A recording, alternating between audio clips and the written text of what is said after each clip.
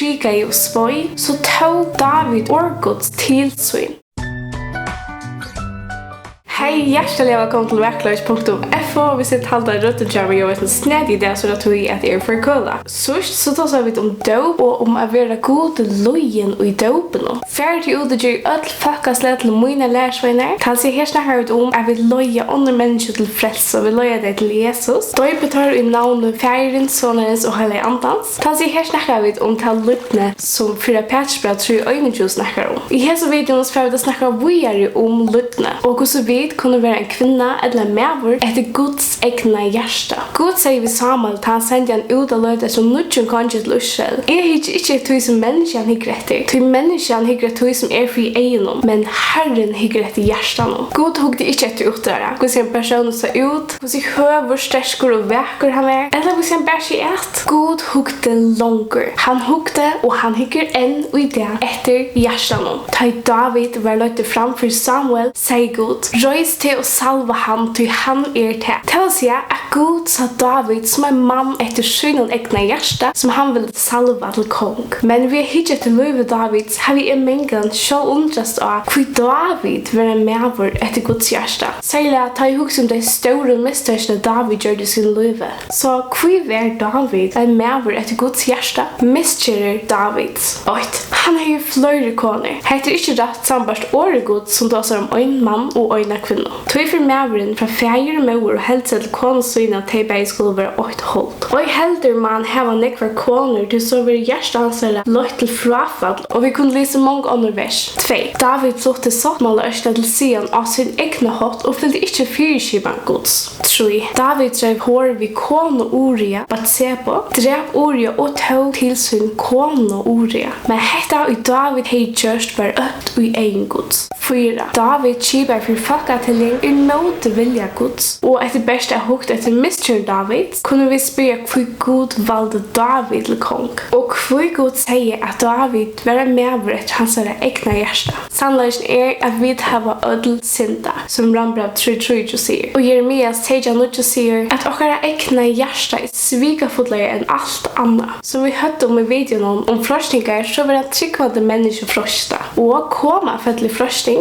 til løyda av seg sjálva. Så i grunden så vi ødel i samme støv som David. Vi synda, vi gjør en nek stor mistøk. Kanskje du ikke driver i hår og drype som David, men Jesus sier, men jeg sier deg om hvert han, og jeg hygger av kvinne og hever ho av henne, hever langt og driver i hår vi henne i hjärsta syne. Til det var hårdt at sagt vi vi henne gamle. Du måst ikke drepa, og han dreper skal være sikker for domene. Men jeg sier deg om hvert han i utan grunn ytterlig ved brorsyn, skal være sikker for domene. Dygdir eller kvalitetir Dávids. 8. David heit han vittnesbord fra Gudi at han var en maður etter Guds egna hjärsta. 2. Vi kjenner David fra bardagen mellom han og Goliat. 4. David var god no mykje. David heit fullkomelig alit av Gud. David sværa i filisteren. Tu kjem mot meg vi spør, spjodi og kaste våpne, men jeg kom i møte der vi navn i Herrens, som tu hever hoa. Og i det skal Herren gjeva til i hendemøyner, og jeg skal drepa til.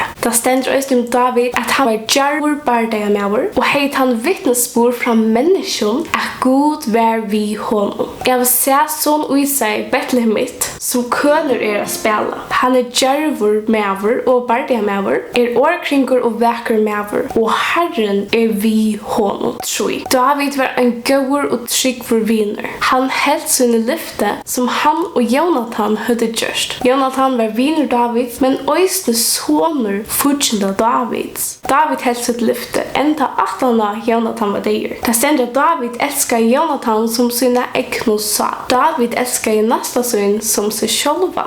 4. David noa i bæge Saul og Absalom. Det vil si at han sparte liv tørra. Saul og Absalom lå David et løvnån og var fudgjendar hansara. Men David bojaje etter herranon. Han tog ikke male i egnar hendur. Høyast han fikk gyltar møvlagar til det. David, han var lujen Jesus skriftstenen. Hevne de kunne ikke sjolve til det elskal. Noi gjeve vrøyene rom. Til skriver mer høyr hevnden til eskalen atter, sier Herren. 5. David grät fudgenda syner. David han grät Saul herra till han visste att torfar förtappter in i evenlöga. David han levde Hettar skriftsteg. Men jag säger det som höra. Älskar fudgenda tickare och ger tajmen gott som heter tickon. Signe tej som banna tickon. Be för tajmen i spittla tickon ut. 6. David älskar i lovgods. Och han yngste att flytta på Guds. Hetta söker vi i många salmer som han har skrivit. Men vi söker det ösning tillfället som är nämnt i åren. David skriver: Lov Herrans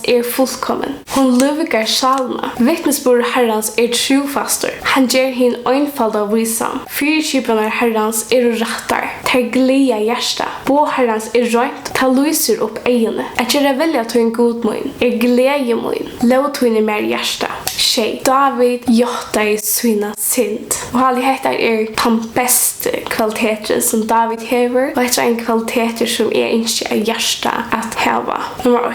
Ta Abigail kom mot David, sa David sina synd och jotta sina synd för goda. Nummer 2. Ta David flotte sottmålörsarna och sin egna hot tendreist vröjegods. Och David sa sina synd och han jotta sina synd för goda. 3. Efter David hade drivit hår vid Batsebo kom Nathan profeter till David. David sa sina synd och han jotta sina synd för goda. 4. Efter folkatellningarna David skriver emot vilja Guds slå god ursel. David sa sina synd och han jotta sina synd. David skriver: Vär vad ösne tjänare tuin från skamliga synden. Lät här inte råa över mig. Ta varje lydaläsor och inte säker och i stora missbrotten. Lät ormundsmunds och huxande hjärtamunds lycka till herre. Klättermun och änderlösarmun. Att be fyrgivning skapar inte en ombering för tuin ätbore. Men det fårar tuin hjärta att hera sig. Hittar vi efter dikton och kvaliteten David så suttar vi att David gjorde i alltid sina synd för goda. David hörde inte sitt hjärta med det goda. När David ej myckte se i sina syndarna. Här så älskar David lovgods biblarna och han grundar av henne som vi läser om i salmen. Självt om årgods prikar och svoj så tog David årgods tillsyn. Det ständer i Hebreerbrevet 4:12 att årgods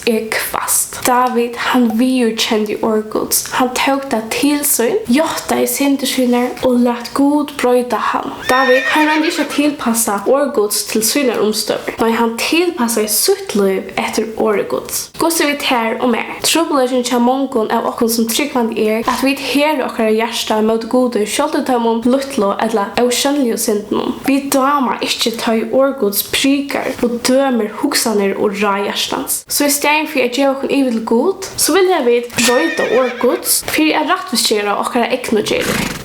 Men Guds ska gå kunna arbeta och bröjta okon och i okra hukme och stoltlägga. Jag ska geva till nytt hjärta. Och nutjan andra ska geva till bröste. Jag ska täcka bort steinhjärta. Urlegam tickara och geva till kött hjärta. Be Gud börja sitt versk i tär. Läs biblarna och be Gud tala till tuin jöknu biblarna. Lova Lord Cheres min framät. Att viska till en kvinna och man efter hans hjärta.